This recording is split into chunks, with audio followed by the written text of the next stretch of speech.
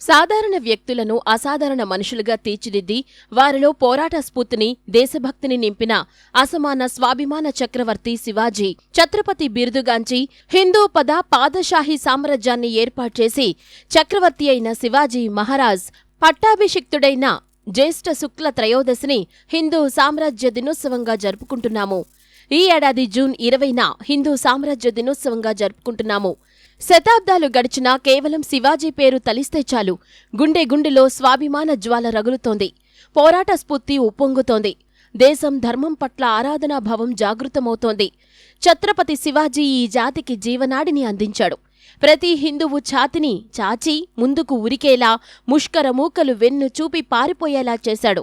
భారతీయులకు ధైర్యాన్ని, స్థైర్యాన్ని ఇచ్చాడు.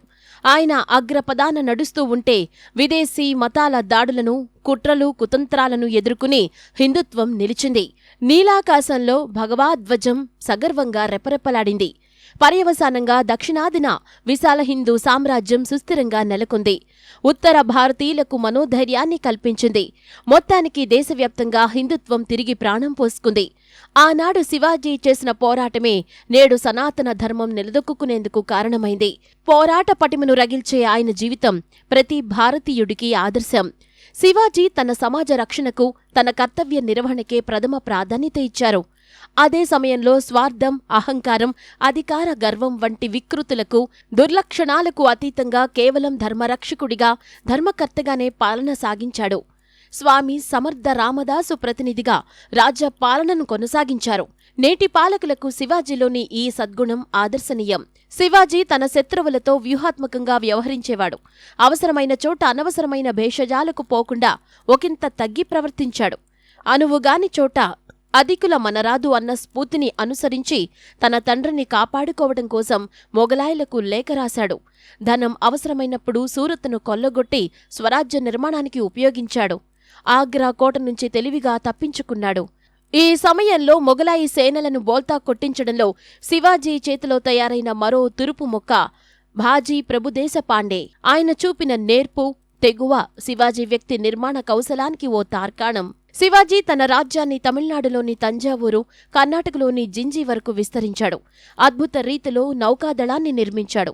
శివాజీ పోరాట స్ఫూర్తి, అంకితభావం అందించిన ప్రేరణ కారణంగా ఆ తర్వాత కాలంలో పీష్వాలు దేశమంతటినీ ఒకే ఛత్రం కిందికి తెచ్చారు.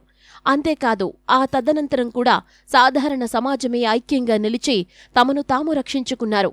హిందూ ధర్మ రక్షణ, ముస్లిం పాలన నుంచి దేశ విముక్తి కోసం ప్రాణాలర్పించిన సిక్కువుల పదవ గురువు గురు గోవింద్ సింగ్, అస్సాం వీరుడు లాచిద్ బర్ఫుఖాన్, బుందేల్ ఖండ్కు చెందిన రాజపుత్ర వీరుడు రాజా ఛత్రసాల్, రాజస్థాన్ వీరుడు దుర్గాదాస్ రాథోడ్ వీరంతా శివాజీని స్ఫూర్తిగా తీసుకుని స్వధర్మ రక్షణ కోసం పోరాటం చేశారు.